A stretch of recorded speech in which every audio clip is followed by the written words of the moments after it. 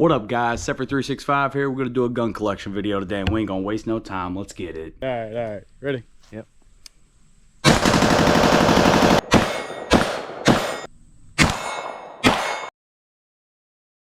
Starting off with my smallest caliber handguns first, we got the TX22. This one's set up with a Vortex Defender CCW, little 3 MOA dot. Have a Streamlight TLR7X as a flashlight, decently bright. My little backyard plinker, nothing special about it. Everything is clear. But outside of having a TX22 that's a backyard plinker, I also happen to have a TX22. Now, I know what some of you guys are thinking. Why would you have two of these? Well, this one doesn't have a cool trigger. This one does have a cool trigger. So I'd have to take it apart to show you the internal, but I'm not doing that on camera. So TX22. Going with our next oddball here, we have the Smith & Wesson M&P 5.7, which is clear, has a phenomenal trigger. I have mine with just a Vortex CCW, but these triggers are phenomenal. Tempo barrel system, absolutely love these. Very little recoil, very loud, but very little recoil. These are great. All right, for handguns, there are no more oddball calibers. Starting now with what I actually carry. I keep this in a bag, so I would almost be willing to, guarantee that she was loaded. This is my bag gun, Glock 17, Gen 4. Nothing special about this firearm, other than the fact that it doesn't rust. It's the whole reason I got it. Trigger sucks. Just about everything about this gun sucks, other than the fact that it does, in fact, always go bang when you want it to go bang. So, these don't rust. If it's left in a vehicle, which this one is quite regularly, still no rust. Glock 17. Alright, this is my second most carried firearm. That being said, I would safely assume this one as well. Yep. Alright, so you can see she is clear now.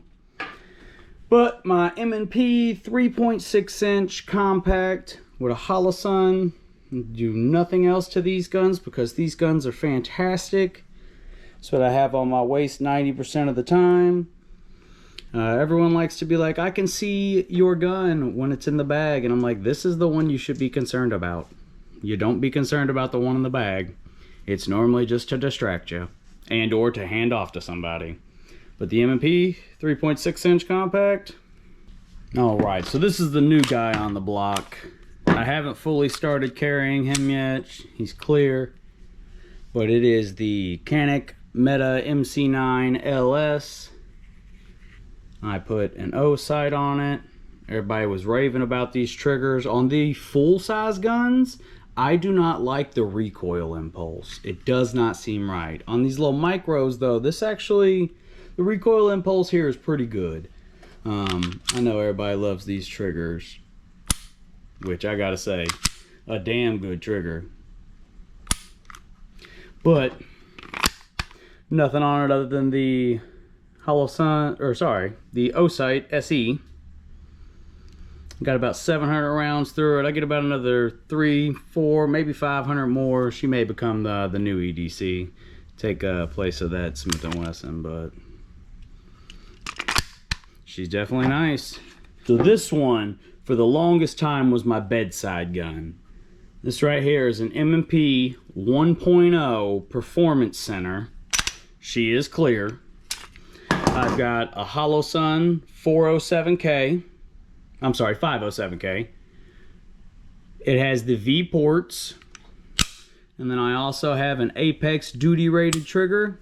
Whew. That is crazy.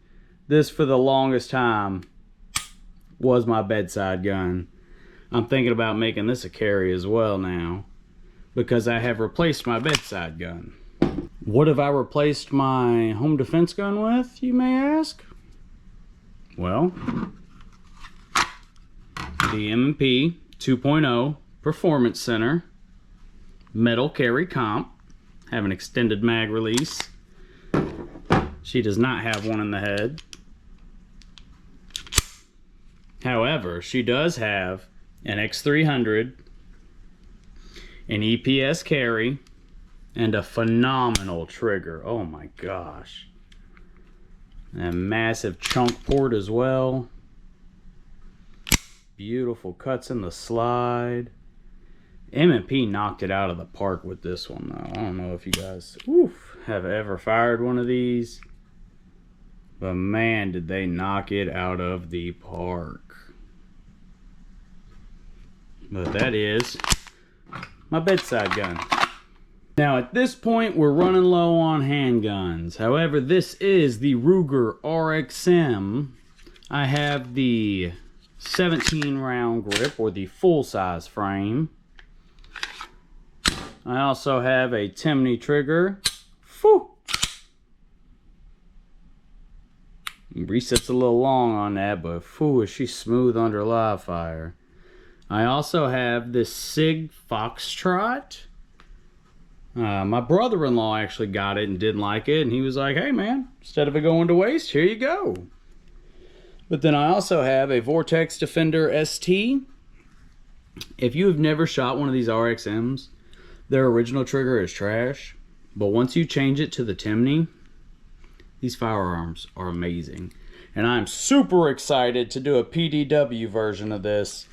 I don't know if I want to get the JL Billet RXM Reaper, if I want to try something a little cheaper like the Strike Industries. I don't know. We will find out, but the RXM is a lot of fun. Alright, second to last handgun here. Not quite sure what this holster is, but in the holster, the Springfield Echelon with the Streamlight TLR1HL, a 407K, a threaded barrel equaling out to, I believe, 5 1/4. Another FCU style firearm. This one, I believe they call it a COG, a Central Operating Group. But the Springfield Echelon is one firearm that I would refuse to get rid of. For anyone who watched the 2026 one of my gun collection, had kind of a major issue happen this year, so that situation that happened was at my house. My septic system failed, and with my septic system failing, I unfortunately had to sell a large majority of my firearms. Obviously didn't get rid of all of them, hence this video. However, finishing up with pistols and an outside the waistband holster, we have the Glock 17 Gen 5 Timney trigger.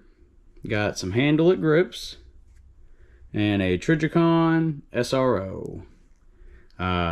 Ameriglow night sights, suppressor height, and this is a great firearm. She is in fact clear. The Timney though, phew, phew. Timney triggers are awesome. Now you might be thinking, well Seffry, why do you have this and this out? Well, so this is what I normally have in a bag. However, if I decide that I wanted to conceal carry this one, I could now do such. I do not do that though because of the aftermarket trigger. It shoots very nice, but I've had dozens of light primer strikes with it whenever I was initially breaking it in. I haven't had any in probably, I'd say 1,200 rounds, maybe a give or take 100, you know. But a great firearm, and who doesn't love that massive window on the SRO? I mean, but that unfortunately ends it for handguns. So now we'll show some rifles and PCCs. And coming in PCC wise, we have the braced AP5 with a little cheap $10 Amazon sling. But the AP5 is so much fun, and you gotta love being able to do the HK slap. Now, I've probably only got about 1,000 rounds through this, but I absolutely love this. And anyone who doesn't think that the MP5 is just iconic, you're lying to yourself. I mean, you can't say that these things aren't beautiful. This one even being a not so well machined one, since it is a Century Arms AP5P, it still runs phenomenally. Only about 1,200 rounds in, somewhere around there, but I haven't had any issues at all. I do not like how expensive the magazines are, though. Hence there not being one while it's in storage. So, I also have another firearm that I'm not digging out because it's in a bug out bag.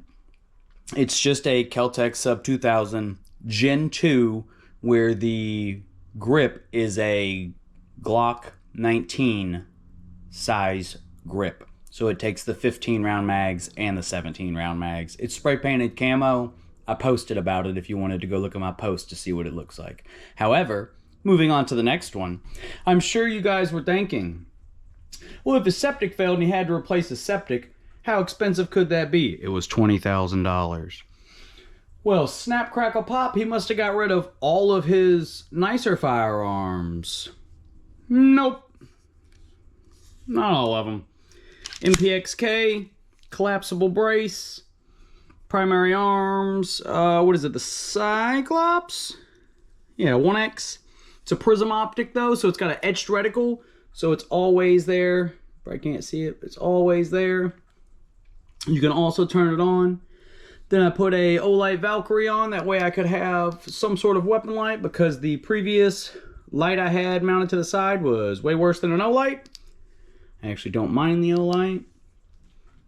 But she also has AR style charging handle. She is clear. But she has just an amazing trigger. And then I also have a bad lever. Mag release on both sides. Paddle for dropping her.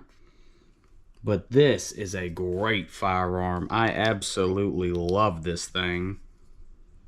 Maybe I'll do a full review on it. I've probably only got 800 rounds through this. I don't burn it up since it was 2,200. Not including what all I have on it.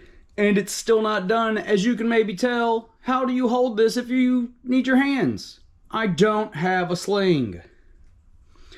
So I'm in the process for that. I'd like to potentially get the 8-inch handguard, get a 9mm can. I think that would look, but I don't have the money for any of that right now, so unless you guys want to send me some, hell, right. Anyways, though, the 6R MPXK, SIG MPXK. Very, very nice firearm. Coming in next is the PSA AKV 9mm PCC. As you can see, it might be a little messed up because somebody painted it. I don't even know where it went. Dang it, I lost it. That's a camo joke. But she has a hollow sun green dot on it. Obviously, AK controls. She's got this massive break, which is hilarious for a 9mm. A folding brace. And you probably can't tell, but there's an ALG trigger that was also very terribly painted. I have no idea who painted this. It was my buddy Smoke. And honestly, I kind of like the way it looks better now than it did whenever it was just black. It's not a great job, as you can maybe see. There's still plenty of spots where I had taped off terribly, but yeah, this is a very fun gun. If you haven't run one of these, when they got them on sale with 10 mags, I think I paid $9.50 maybe. I haven't been on their site, I think, since I got this thing, honestly. But I know that trigger, though, let's see if we can. We are clear. Whew. I'm a bit of a trigger snob. And I love them, though, dude. I'm telling you. PSA's had a bad reputation. They've definitely left a bad taste in my mouth with multiple of their uppers. But this, thumbs up. This is a good PCC. I will give them that. But y'all don't hate me because you ain't me. Because y'all already know that big 10 milli vanilli. Do you recognize? Don't hate it. It's the High Point 1095. Sheesh! Look at this brick of a beaut, huh? I wanted a 10 millimeter. This was $260 when I got it. So I have a 10 millimeter. That's it. There's nothing special about this. I don't really like this, but I do actually like his iron sight a little bit. But otherwise, yeah, it's just a high peasy, you know. Coming in next, she's clear. Savage Axis Predator in 308 as my hunting rifle with a Vortex Crossfire on top. Has one of the Accu triggers. Haven't got to go hunting because I don't have anybody with huntable land. But always got to have a hunting rifle. Now I know most of you all came for something specific, so here it is. The AK-47. Yes, I do still have my rubberized cap on. I like my rubberized cap. Hate on it all you want. I've done nothing to this at all. When I bought this in 2019 for 500 bucks, yes, came with 1,200 rounds of ammo, along with the optic mount, the side mount optic mount. Absolutely love this AK. Took the top off of a gallon of water. Beautiful shot. Unfortunately, don't have the clip. That was before I decided to start filming stuff. But the AK-47 is just phenomenal. If you don't like the AK, you are just batshit. I don't care if they want to dock me for my language. The AK-47 is fantastic. This one is a Sentry Arms Raz 47, which isn't even a good quality, but I mean, it bangs, and it bangs every time you want it to go bang. So, AK-47 for the win. Okay, winding down dramatically, this is what you guys are actually here for, I'm sure. AR-15, and I know exactly what you're thinking. What is this? This is the worst quality lower you've ever seen in your life. Look at it. It is not good, dude. I mean, like, can you see the... Like, dude, this thing is beat. But it's the first lower I ever bought. I have the upper somewhere. I think it's actually in the rear floorboard of my vehicle. But BCM trigger, standard. Is it B5 systems, standard A2 grip. What is it, a Fab Defense? Since I have a primary arms 1 to 6, I figured I should have something to throw onto a barricade. Obviously do not have a sling on it, but it is an IWI upper Mag Tactical Systems lower. I have never heard of them before. Nobody I've ever spoke to has. You can't even do cool things because of how like elongated this is on both sides. So like I was going to try to do an FRT. Nope. Not in this guy. At least not with a drop-in FRT cassette style. So, but IWI. Down to the final 2. I had 2, but I forgot 1. So technically 3 left. This one being a IWI lower. Came with that last upper. That was the IWI Zion 15. So I have the Zion 15 lower with the B5's grip. Have a Magpul MOE stock. Raptor LT charging handle. Ambi safety. Magpul sling. A DD M4 V7 SLW upper. Daniel irons. Daniel vert. Daniel pen and weld muzzle. It's 14.5. Pen and weld to make it 16.1, I believe.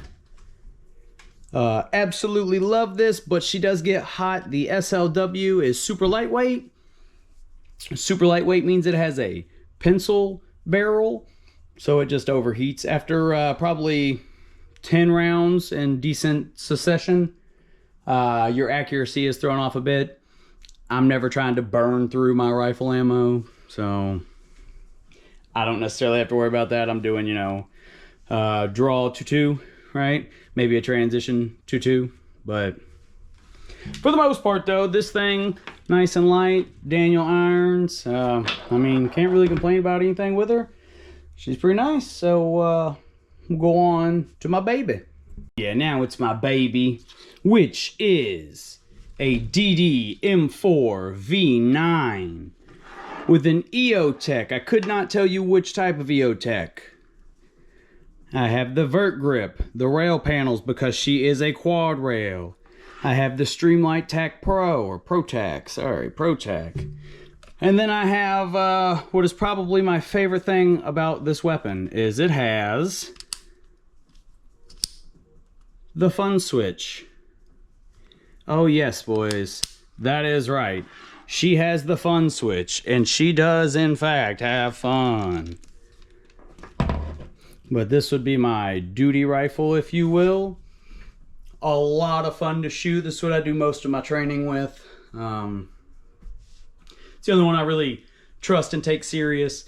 I like that SLW upper, but iron sights only, so I'm not trying to take that further than 100.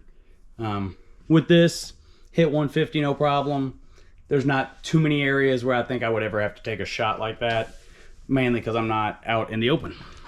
But I do love her, and I do love that. Oh my God, I love that. So got the little 20 round mag in it right now. But then the piece de resistance. Now popping in the rear here, when we started, we had my old suppressor host. Now, my new suppressor host, which she has hosted the suppressor before, but now she is more full-time.